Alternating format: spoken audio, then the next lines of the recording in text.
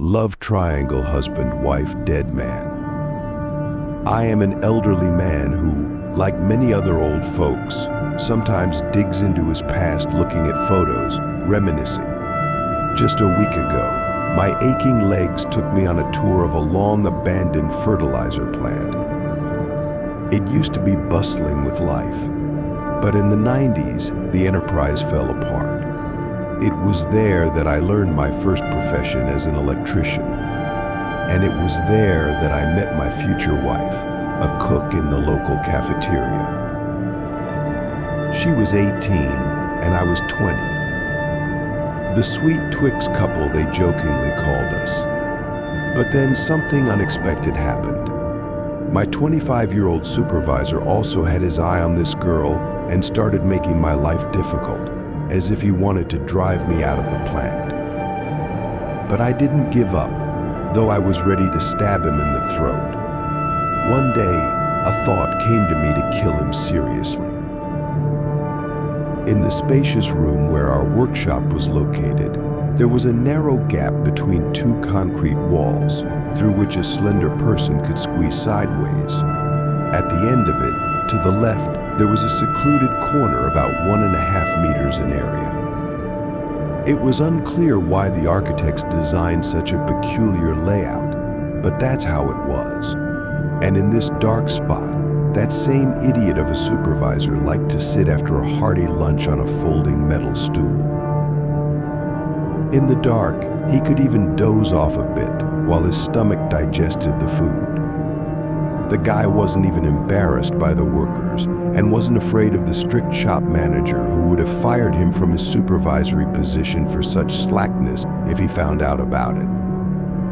Honestly, I used to crawl in there and once fell asleep when this jerk was on vacation. And one day, by the light of a lighter, I noticed a hole above the floor behind the folding stool. There was nothing special about it. Later, I saw a similar hole in our workshop, roughly in the same place and at the same level. It happened when I dropped a domino piece while playing, and it fell behind an old cabinet where a nasty cobweb spread above the baseboard. That's where I found the mouse hole connecting our workshop and my supervisor's secret resting spot. At that moment, the fatal idea of using an electric wire to connect to the metal stool's leg came to me. Through the plug, I could apply 220 volts, and my hated rival in matters of the heart would unknowingly sit in the place of his cruel execution. At first, I was just abstractly fantasizing about this bloody deed, not believing it could be done. But one day, it so happened that I was alone in our team of electricians. Someone was on vacation, someone on sick leave. The moment was convenient. I hesitated internally. Is it worth taking a human life, even if some idiot is asking for big trouble? Leave him alone and have a clear conscience, which is most important. But kill him, and you'll end up rotting behind bars for a long time, regretting it. But I decided.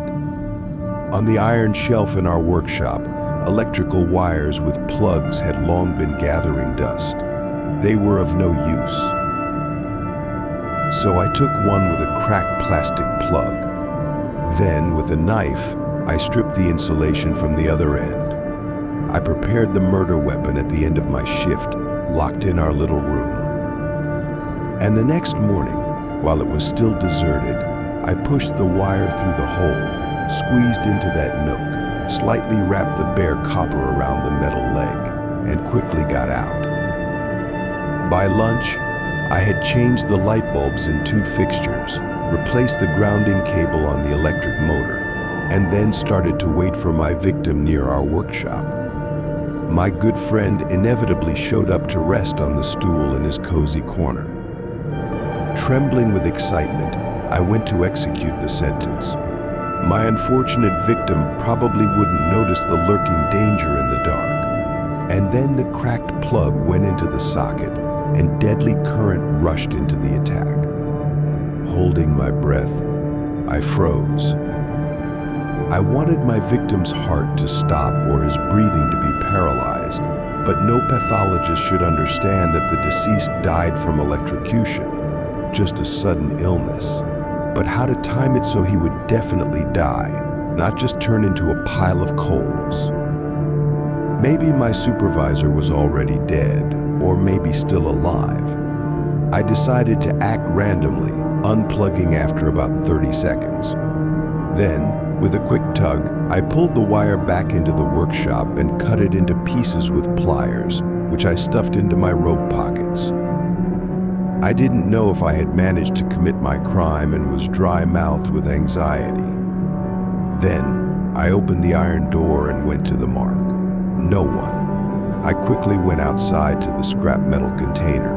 The dismembered wire and plug were thrown into it. I started to create a working appearance, trying to stay visible to others. I was afraid my supervisor would show up alive and start finding out what happened. So I was on edge until the end of the shift. But everything went smoothly. The next morning I heard that his body was found by the night shift workers, who smelled a foul odor in the summer heat. They determined the source of the disgusting stench and found him. The authorities were called, and the body was taken to the morgue for an autopsy. The police got involved. I was nervous, fearing the truth would come out. But although electrocution was determined, no one suspected it was a crime. The final version was that the deceased, through his fault, got electrocuted while doing his duties but decided to hide it to avoid punishment for breaking safety rules. Then, feeling unwell, he secluded himself where he was later found and died of a heart attack. My dark plan succeeded, but there was no triumphant joy in my soul. I didn't defeat my sworn enemy, I just killed him cowardly. He was buried.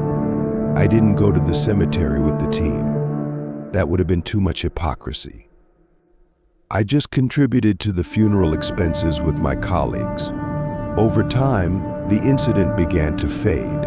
My beloved and I had a happy wedding. But economic reforms aimed at forming market relations soon led to our plant's bankruptcy, and it closed, sending everyone into the open job market. My life was no longer tied to it.